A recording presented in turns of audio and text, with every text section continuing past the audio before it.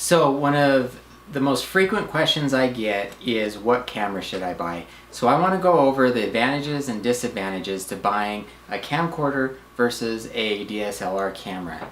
So let's talk about the camcorder first.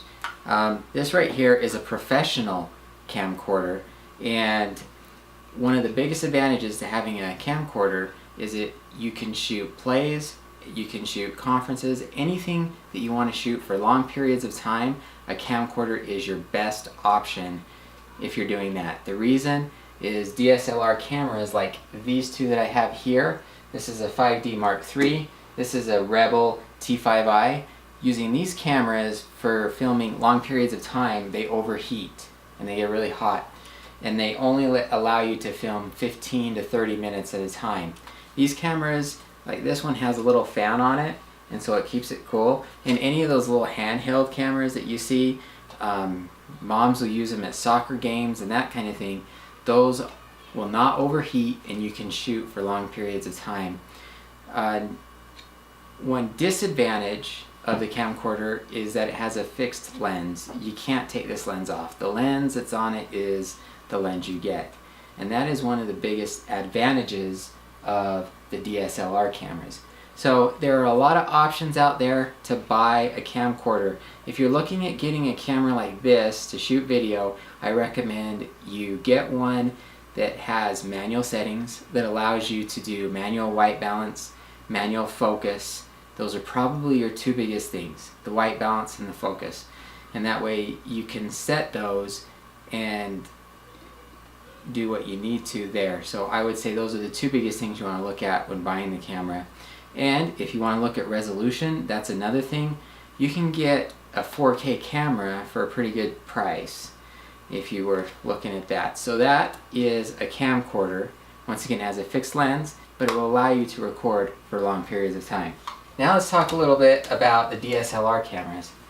This is what we use to shoot food videos, and the reason we do it is because it has bright, vibrant colors. It looks awesome. It's almost like it's a camera that normally you would use to take pictures with, but they've gotten so good that you can now shoot video with these. And what I love about them is you can remove the lenses and swap out the lenses with other lenses. That allows you to get more bokeh. If you want to get that blurred effect in the background and want a lens, you can switch out the lens to do that. Or if you're looking for a zoom lens, you can do that. Or if you're looking for a prime lens, this is a Canon Rebel T5i. I actually have a prime lens on there that gives us really good bokeh. So there are a lot of different options you can do with switching out the lenses. The downside to having the DSLR camera is that it doesn't shoot for long periods of time.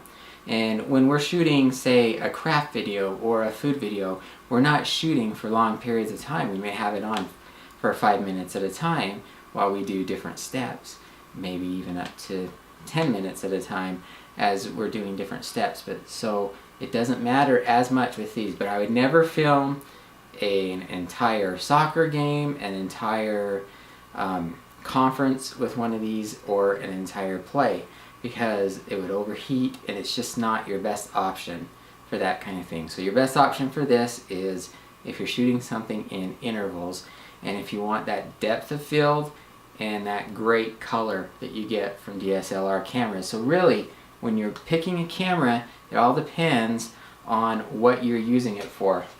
Now I do have two different kinds here. There's all kinds of price ranges. You got the 5D Mark III, which is actually a little bit better price now because they came out with the Mark IV. And this is a great camera to have. Another thing that the 5D Mark III does not have that this does is an autofocus. So a regular camcorder will give you the autofocus. The Mark III will not. This camera, the T5i, will give you an autofocus. So there are some DSLR cameras that give you an autofocus, but you hear the lens move and the focus isn't as quick as, say, a camcorder's focus would be. But when you're shooting things like craft or food videos, you want that focus to be on manual because you don't want it changing the whole time. If your hand moves up like this, you don't want it to change focus to focus on your hand and not the food, and if it's down here to focus the other way. So if you're shooting food videos or craft videos on a table, best thing I would suggest is to get your focus and put it on manual focus.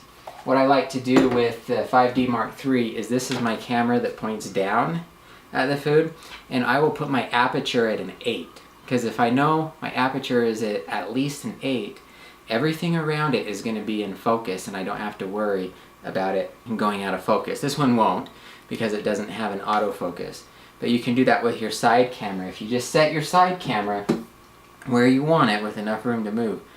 I have footage coming to me all the time that's sent to me where people film it themselves, where the camera keeps going in and out of focus because it's following a hand or something like that. So the best thing to do there, keep it on manual focus.